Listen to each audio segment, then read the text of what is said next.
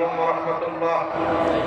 الحمد لله رب العالمين، والصلاة والسلام على سيد الأنبياء والمرسلين وعلى آله وأصحابه ومن تبعهم بدعوتهم إلى يوم الدين. أما بعد، أعوذ بالله من الشيطان الرجيم. بسم الله الرحمن الرحيم. يا أيها الذين آمنوا كونوا قوامين بالقسط شهداء لله. صدق الله العظيم. বাংলাদেশ খেলাফত মজলিস কুমিল্লা জেলা শাখা কর্তৃক আয়োজিত আজকের এই গণসমাবেশে উপস্থিত সংগ্রামী সভাপতি, উপস্থিত বাংলাদেশ খেলাফত মজলিসের কেন্দ্রীয় নেতৃবৃন্দ, জেলা নেতৃবৃন্দ ও সহযোগী সংগঠন সমূহের কেন্দ্রীয় ও স্থানীয় নেতৃবৃন্দ, তৃণমূল পর্যায় থেকে সমবেত সংগঠনের নেতা কর্মী ও সর্বস্তরের কুমিল্লা জেলাবাসী, আমি আজকের এই গণসমাবেশের মঞ্চে দাঁড়িয়ে সর্বপ্রথম মহান আল্লাহ পাক রব্বুল আলামিনের দরবারে শুকরগুজারি আদায় করছি, যে মহান রব্বুল আলামিন বাংলাদেশের মানুষের বুকের উপর থেকে জগদ্দল পাথরের মতো চেপে বসা স্বৈরাচারী ফ্যাসিবাদী যুগের লেডি ফেরাউন হাসিনা শাহীকে উৎখাত করে দিয়ে এদেশের মানুষকে মুক্ত বাতাসে নিঃশ্বাস গ্রহণ করার সুযোগ করে দিয়েছেন। আল্লাহুম্মা লাকাল হামদু ওয়া লাকাশ শুকর।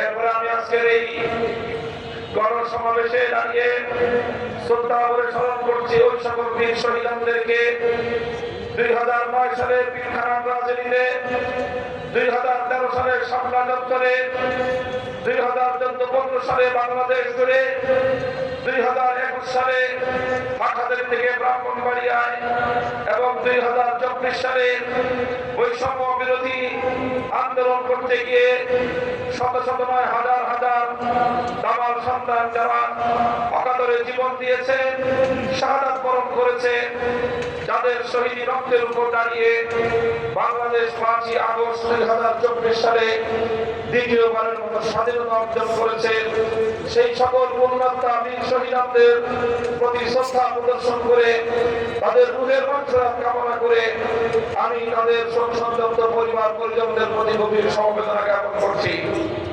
সংগ্রামী সাথী ও বন্ধুগণ, বাংলাদেশের 2024 সালের এই আগস্ট বিপ্লব, এটি আমাদেরকে বাংলাদেশের মুসলমানদের এই দেশবাসীর দীর্ঘদিন সংগ্রামের ইতিহাসকে স্মরণ করিয়ে দেয়। আমরা দীর্ঘ সংগ্রামের মধ্য দিয়ে এই বাংলাদেশের মানচিত্র এবং তার পতাকা অর্জন করেছি। এজন্য আমাদেরকে তিনটি আধিপত্যবাদ বিরোধী শক্তির বিরুদ্ধে আমাদেরকে লড়াই করতে হয়েছে। 190 বছর পর্যন্ত লড়তে হয়েছে সাম্রাজ্যবাদী ব্রিটিশের বিরুদ্ধে। দীর্ঘ সংগ্রাম করতে হয়েছে আমাদেরকে পশ্চিমবঙ্গের সাম্রাজ্যবাদী আধিপত্যবাদী পূর্ববঙ্গের মুসলমানদের স্বার্থ বিনাশী পশ্চিমবঙ্গের দাদাবাবুদের বিরুদ্ধে।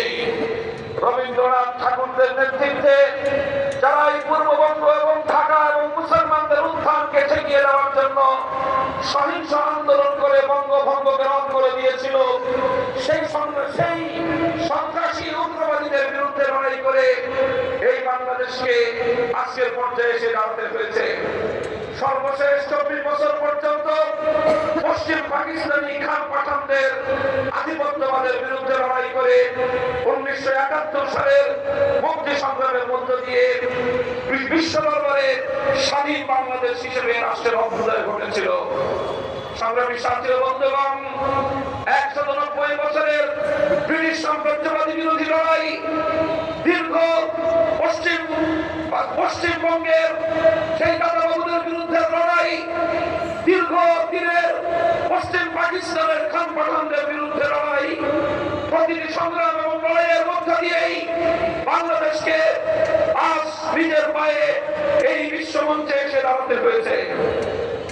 সংগ্রামী সাথী ও বন্ধুগণ, কিন্তু অত্যন্ত দুঃখ এবং পরিতাপের বিষয়, প্রতিটি বিজয়ের পর, প্রতিটি সংগ্রামের পর বাংলাদেশের মানুষকে একটি দুঃখজনক পরিণতির শিকার হতে হয়েছে, আর সেটি হলো বারবার আমাদেরকে বঞ্চনার শিকার হতে হয়েছে। আমরা 1947 সালে ব্রিটিশ ব্রিটিশকে বিতাড়িত করে যখন এই স্বাধীনতা অর্জন করা হয়, সেই স্বাধীনতার কথা ছিল ঐতিহাসিক লাহোর প্রস্তাবের মাধ্যমে বাংলাদেশের অবিসংবাদিত রাজনৈতিক নেতা শেরে বাংলাকে ফজলুল হক বলেছিলেন, মুসলিম সংখ্যাগরিষ্ঠ এলাকাগুলোতে ইন্ডিপেন্ডেন্স মুসলিম স্টেটস হবে, সেখানে স্বাধীন একাধিক মুসলিম রাষ্ট্র গঠিত হবে, যে মুসলিম রাষ্ট্রগুলোতে ইসলামী শাসন ব্যবস্থা প্রতিষ্ঠিত হবে, আল্লাহর কোরআনের আইন বাস্তবায়িত হবে। কিন্তু দুঃখজনক ভাবে 47 সালে যখন দেশ বিভাগ হলো, তখন যে কোনো পর্যায়ে হোক এই ভৌগোলিক এত দূরত্ব রেখে পশ্চিম পাকিস্তান এবং পূর্ব পাকিস্তানকে এক সূত্রে একটি রাষ্ট্রের গঠন করে দিয়ে এক রাষ্ট্রে গঠিত করে দিয়ে বাংলাদেশের স্বাধীনতাকে বিলম্বিত করা হয়েছে এবং অযৌক্তিক ভাবে এত দূরবর্তী দুটি ভৌগোলিক স্থানকে একটি রাষ্ট্রের মাধ্যমে স্বাধীনতা দিয়ে মূলত মুসলিম রাষ্ট্রের গোড়ায় গলদ রেখে দুর্বল একটি মুসলিম রাষ্ট্র গঠন করবার আন্তর্জাতিক ষড়যন্ত্র চালানো হয়েছিল। যদি 1947 সালে লাহোর প্রস্তাবের ভিত্তিতে বাংলাদেশ স্বাধীনতা লাভ করত, 24 বছরের জন্য বাংলাদেশকে পশ্চিম পাকিস্তানিদের দাসত্ব এবং তাদের অধীনস্থতা স্বীকার করা লাগত না। এভাবে 1947 সালে আমাদের অর্জনকে ফসল করে তুলবার ক্ষেত্রে ষড়যন্ত্রের মধ্য দিয়ে এ জাতিকে বঞ্চিত করা হয়েছে। একইভাবে 1971 সালে 1947 থেকে 71 পর্যন্ত দীর্ঘ 24 বছর বঞ্চনার বিরুদ্ধে, বৈষম্যের বিরুদ্ধে, পশ্চিম পাকিস্তানি খান পাঠানদের আধিপত্যবাদের বিরুদ্ধে বাংলাদেশের মানুষ লড়াই করেছে, সংগ্রাম করেছে। সে লড়াই ছিল জালিমের বিরুদ্ধে মজলুমের লড়াই, সে লড়াই ছিল আধিপত্যবাদের বিরুদ্ধে সাম্যের লড়াই, সে লড়াই ছিল বৈষম্যের বিরুদ্ধে ইনসাফের লড়াই। সেখানে কোনদিন ধর্মনিরপেক্ষ নামক কুফরি মতবাদের কথা কোনদিন উচ্চারিত হয়নি। 47 সাল থেকে 71-এর 16 ডিসেম্বর পর্যন্ত কখনো কোন নেতা নেত্রীদেরকে, কোন রাজনৈতিক দলকে বাংলার মানুষের সামনে ধর্মনিরপেক্ষ মতবাদের স্লোগান তুলতে দেখা যায়নি। কিন্তু আমরা দুঃখজনক ভাবে দেখেছি 71-এর 16 ডিসেম্বর বাংলাদেশের স্বাধীনতা অর্জিত হওয়ার পর স্বাধীনতা যুদ্ধের নেতৃত্ব দানকারী আওয়ামী লীগের নেতা শেখ মুজিবুর রহমান সাহেব, যিনি মুক্তিযুদ্ধ চলাকালীন সময়ে পশ্চিম পাকিস্তানে বন্দী ছিলেন, সেখান থেকে মুক্তি লাভ করে তিনি গিয়েছেন লন্ডনে।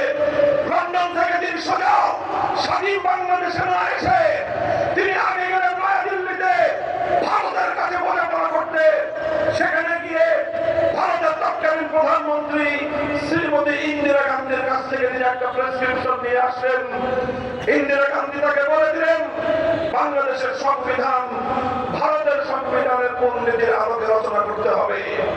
আর শেখ মুজিবুর রহমান সাহেব সেটাই করলেন। বাংলাদেশে এসে 72 সালে একটা সংবিধান তৈরি করলেন, যেই সংবিধানের মূলনীতিগুলো জাতীয়তাবাদ, ধর্মনিরপেক্ষতাবাদ, গণতন্ত্র, সমাজতন্ত্র নামক 4 মূলনীতি ভারতের সংবিধান থেকে বাংলাদেশে আমদানি করে 72 সালে সদ্য স্বাধীন বাংলাদেশকে ভারত মাতার চরণতলে বলি দেওয়ার ব্যবস্থা করেছেন। এভাবেই একবার 47-এর বিজয়কে কুক্ষিগত করা হয়েছে, আরেকবার 71-এর বিজয়কে ভারতের হাতে তুলে দিয়ে স্বাধীন বাংলাদেশের স্বাধীনতার যুদ্ধকে কলঙ্কিত করার চেষ্টা করা হয়েছে।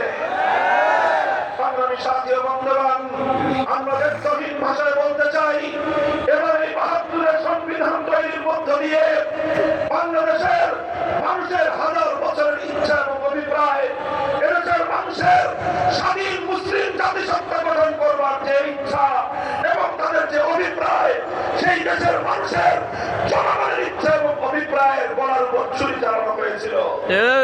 আর এভাবে 71-এর মুক্তিযুদ্ধের চেতনার নামে 72-এর ভেতর চেতনাকে বাংলাদেশে প্রতিষ্ঠিত করবার চেষ্টা করা হয়েছে। 72 সাল থেকে 2024 সাল পর্যন্ত সেই ভেজাল চেতনায় গেলার চেষ্টা করা হয়েছে। বারবার 72-এর চেতনাকে 71-এর চেতনা বলে বাংলাদেশে প্রতিষ্ঠিত করবার চেষ্টা করেছে তারা। সংগ্রামী সাথী ও বন্ধুগণ, ৭৫ সালে শেখ মুজিবুর রহমান সাহেব ৭২-এর জাতির সঙ্গে বিশ্বাসঘাতকতার নির্মম পরিণাম তাকে ভোগ করতে হয়েছে। একটি সেনা অভ্যুত্থানের মধ্য দিয়ে তিনি নিহত হয়েছেন। আর নিহত হওয়ার পর তার কন্যা শেখ হাসিনা আন্তর্জাতিক গণমাধ্যমে তিনি বলেছিলেন যে জাতি তার বাবাকে হত্যা করেছে তিনি সেই জাতির কাছ থেকে প্রতিশোধ গ্রহণ করবেন। এরপর ৫০ বছর পর্যন্ত শেখ হাসিনা বাংলাদেশকে নিয়ে রাজনীতি করেছে। শেখ হাসিনার রাজনীতি ছিল দুটি মূলনীতির উপর ভিত্তি করে। তার রাজনীতির প্রথম নীতি ছিল, প্রথম মূলনীতি ছিল শেখ হাসিনার রাজনীতির প্রতিশোধের রাজনীতি। তার রাজনীতির দ্বিতীয় বৈশিষ্ট্য ছিল বিভাজনের রাজনীতি। তিনি প্রতিশোধ গ্রহণ করেছেন বাংলাদেশ রাষ্ট্রের কাছ থেকে, তিনি প্রতিশোধ গ্রহণ করেছেন বাংলাদেশের জনগণের কাছ থেকে, শেষ পর্যন্ত তিনি প্রতিশোধ গ্রহণ করেছেন তার দল আওয়ামী লীগের কাছ থেকে। আপনারা অনেকে আশ্চর্য হবেন, কিন্তু বিবেকবান মানুষ গভীরভাবে চিন্তা করলেই দিবালোকের ন্যায় পরিষ্কার হয়ে যায়। জুলাই আগস্টের এই বিপ্লবের পর শেখ হাসিনা আওয়ামী লীগকে এমন এক জায়গায় দাঁড় করিয়ে দিয়েছে, ১০০ বছর পর্যন্ত বাংলাদেশে আওয়ামী লীগের নাম উচ্চারণ করে একটি লজ্জার বিষয়ে পরিণত হয়েছে। সংগ্রামী সাথী ও বন্ধুগণ, শেখ হাসিনা জানত তার ক্ষমতার মসনদ টিকবে না। বিভিন্ন গোয়েন্দা সংস্থা, এমনকি পার্শ্ববর্তী সেই রাষ্ট্র যাদের সেনাবাসী হিসেবে শেখ হাসিনা বাংলাদেশকে তাদের করদ রাজ্যে পরিণত করবার পায়তারা চালিয়েছিল, তাদের পক্ষ থেকে শেখ হাসিনাকে আভাস দেওয়া হয়েছিল তোমার ক্ষমতা টিকবে না। এই আভাস পাওয়ার পর শেখ হাসিনা কি করেছে? আওয়ামী লীগের নেতা কর্মীদের কথা চিন্তা করে নাই, যুবলীগের ছাত্রলীগের নেতা কর্মীদের কথা চিন্তা করে নাই, সে চিন্তা করেছে শুধুমাত্র তার পরিবারের কথা। নিজের ছেলে মেয়েকে আগেই দেশের বাইরে সেটেল করেছে, নিজের পরিবারের প্রতিটি সদস্যকে দেশের বাইরে নিরাপদে পাঠিয়ে দিয়েছে। আর অবশিষ্ট যে সময়টুকু সে পেয়েছে, লক্ষ লক্ষ কোটি টাকা আগেই পাচার করবার পর অবশিষ্ট সময়টুকু দিয়ে 14টি লাগেজ তিনি গুছিয়েছেন। আর তার একটি বোন ছিল, সেই বোনকে বগল দাবা করে 14টি লাগেজ দিয়ে 5ই আগস্ট দুপুর বেলায় তিনি হেলিকপ্টার যোগে তার সেই পরম আপনজনদের করে গিয়ে আশ্রয় নিয়েছেন। যাওয়ার আগে তিনি যুবলীগকে হাতুড়ি লীগ বানিয়েছেন, ছাত্রলীগকে হেলমেট লীগ বানিয়ে দিয়ে তাদের হাতে পিস্তল, রিভলভার, বন্দুক, রাইফেল তুলে দিয়ে আমার দেশের তামাম ছেলেদের বুকের উপর বুলেট মারার নির্দেশ দিয়েছেন। তার দলকে জনগণের মুখোমুখি দাঁড় করিয়েছেন, তার দলের নেতা কর্মীদেরকে খুন এবং হত্যা করবার নির্দেশ দিয়েছেন। আর এই কথা শুধু আমাদের নয়, ইসলামী সংগঠনগুলোর নয়, শুধু দেশপ্রেমী বাংলাদেশের মানুষের নয়, আন্তর্জাতিক অঙ্গনে জাতিসংঘের পক্ষ থেকে যে রিপোর্ট প্রদান করা হয়েছে, সেখানে সুস্পষ্ট ভাষায় এই রিপোর্ট দেওয়া হয়েছে জুলাই আগস্টের গণহত্যার জন্য শেখ হাসিনা প্রত্যক্ষভাবে দায়ী। সংগ্রামী সাথী ও বন্ধুগণ, এভাবেই শেখ হাসিনা আওয়ামী লীগকে জনগণের মুখোমুখি দাঁড় করিয়ে দিয়ে শেষ মুহূর্ত পর্যন্ত দলের নেতা কর্মীদেরকে সে কিছুই বুঝতে দেয় নাই, বরং সে দাম্ভিকতার সুরে বলেছে শেখ হাসিনা কখনো পালায় না। আমি জাতির কাছে জিজ্ঞাসা করতে চাই, শেখ হাসিনা পালায় না? শেখ হাসিনা কঠিন পরিস্থিতির মধ্যে তার দলকে ফেলে তিনি তার দলকে, তার সংগঠনকে ধ্বংসের দ্বার প্রান্তে দাঁড় করিয়ে দলের পালকা বাজিয়ে তিনি কি করবেন? অতীতে আমরা দেখেছি বাংলাদেশে জনগণের আন্দোলনের মুখে অনেককেই ক্ষমতা ছাড়তে হয়েছে।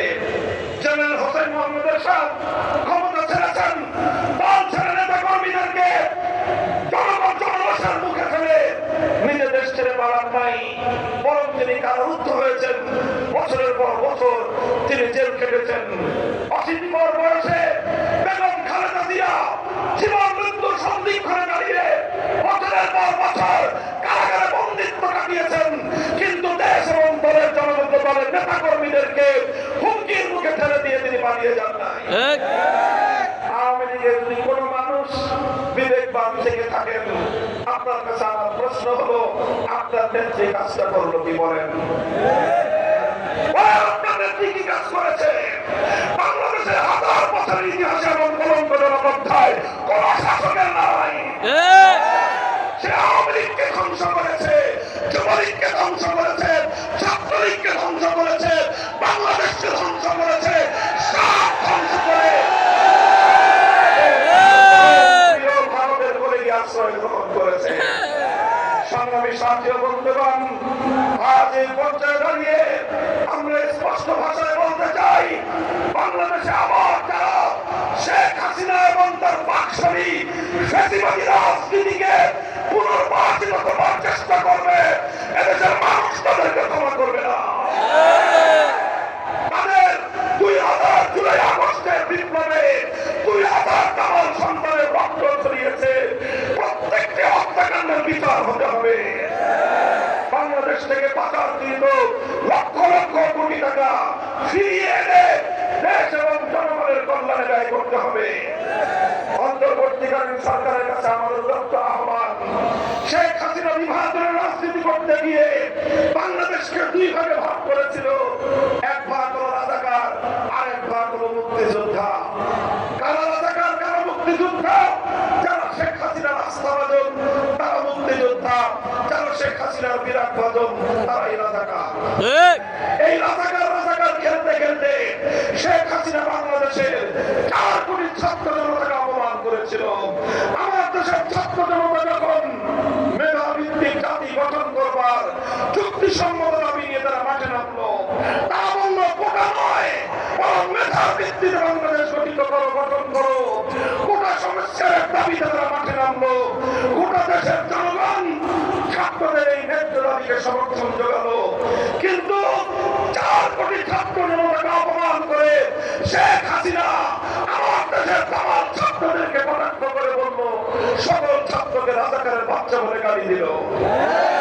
আমার দেশের ছাত্ররা ভেদাভেদ ভুলে গিয়ে তারা স্কুল, কলেজ, ইউনিভার্সিটি, আলিয়া মাদ্রাসা, কওমি মাদ্রাসা সকল ভেদাভেদের দেয়াল ভেঙে সব ছাত্র জনতা হাতে হাত রেখে প্রতিটি শিক্ষাঙ্গন থেকে এক আওয়াজ তুলল, অধিকার চাইতে গেলে যদি রাজাকার হতে হয়, দেশের পক্ষে কথা বললে যদি রাজাকার হতে হয়, দেশের উন্নয়নের জন্য বৈষম্যের বিরুদ্ধে কথা বললে যদি রাজাকার হয়, প্রতিটি শিক্ষাঙ্গন থেকে আওয়াজ উঠলো, আমি কে, তুমি কে?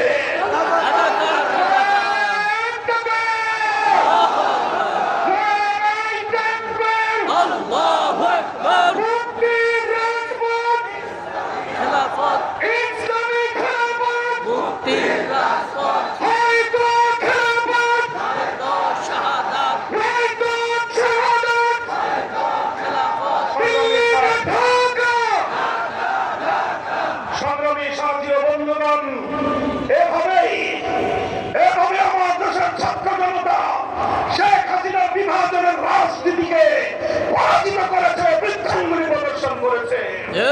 আমরা দেখেছি বাংলাদেশের প্রতিটি রাজপথে আমার দেশের ছাত্র জনতা স্কুল, কলেজ, ইউনিভার্সিটি, আলিয়া মাদ্রাসা, কওমি মাদ্রাসা সব ছাত্ররা একাকার হয়ে মিছিলে মিছিলে রাজপথটা উত্তপ্ত করে তুলেছে, বুকের তাজা রক্ত রাজপথে ঢেলে দিয়েছে। আবার নামাজের সময় হওয়ার সাথে সাথে আল্লাহু আকবারের ধ্বনিতে আকাশ বাতাস মুখরিত করে যেই রাজপথে তারা বুকের রক্ত দিয়েছে, সেই রাজপথকে যায় নামাজ বানিয়ে আল্লাহর দরবারে সিজদা লুটিয়ে পড়েছে। সাথী ও বন্ধুগণ, এটাই হলো জুলাই এবং আগস্টের বিপ্লবের প্রেরণা। কথা বলে ঠিক না বেটে? এই জুলাই এবং আগস্ট বিপ্লবের অন্যতম আইকন, অন্যতম প্রতীক ছিল 5ই আগস্ট শেখ হাসিনা বিতাড়িত হওয়ার পর টেকনাফ থেকে তেতুলিয়া ভাস্কর্য নামক শিরকের সংস্কৃতি সমস্ত মধ্যে ভেঙে গুড়িয়ে দিয়েছে। কিন্তু সাম্প্রদায়িক সম্প্রীতির অনন্য নজির স্থাপন করে কোন হিন্দুদের মন্দিরে কোন প্রতিমায় ফুলের টোকা পর্যন্ত দেওয়া হয় না। জুলাই আগস্টের বিপ্লব ছিল অসাম্প্রদায়িক তৌহিদবাদী বিপ্লব। কাজেই আগামী বাংলাদেশ বুঝে নাও, যারা ইসলামকে সহ্য করতে পারে না, স্পষ্ট পেলাম বাংলাদেশের স্বাধীনতা এবং ইসলাম ইসলাম এক সূত্রে কথা। বাংলাদেশে যদি ইসলাম আক্রান্ত হয় স্বাধীনতা বিপন্ন হবে। সুতরাং বাংলাদেশের যারা ইসলামের দুশমন তারাই স্বাধীনতার শত্রু, যারা ইসলামের দুশমন তারাই স্বাধীনতার দুশমন। আমরা আগামী বাংলাদেশকে তাই সেই আমাদের ঐতিহ্যবাহী আমাদের ইতিহাসের অনন্য মাইল ফলক ৪৭, ৭১ এবং ২৪-এর এই গণ অভ্যুত্থানের আন্দোলন সংগ্রামের ভিত্তিতে আগামী নতুন বাংলাদেশ গড়ে তুলতে চাই। ৪৭, ৭১ এবং ২৪-এর চেতনাকে সমন্বিত করেই আগামী বাংলাদেশ গড়ে উঠবে ইনশাআল্লাহ। সেজন্য ইসলাম পন্থী সকল সংগঠনগুলো ঐক্যবদ্ধ হয়ে যারা আমাদের হাতে হাত রাখতে চায়, যারা আগামীতে একটি বৈষম্যহীন ইনসাফপূর্ণ বাংলাদেশ দেখতে চায়, যারা একটি সাম্প্রদায়িক সমৃদ্ধিতে ভরপুর এক বাংলাদেশ দেখতে চায়, তাদের সকলের প্রতি আহ্বান, আসুন আমরা অনেক বাংলাদেশ দেখেছি, সোনার বাংলাদেশ দেখেছি, নতুন বাংলাদেশ দেখেছি, সবুজ বাংলাদেশ দেখেছি, ডিজিটাল বাংলাদেশ দেখেছি, স্মার্ট বাংলাদেশ দেখেছি। এবারে বাংলাদেশ হবে ইসলামের বাংলাদেশ।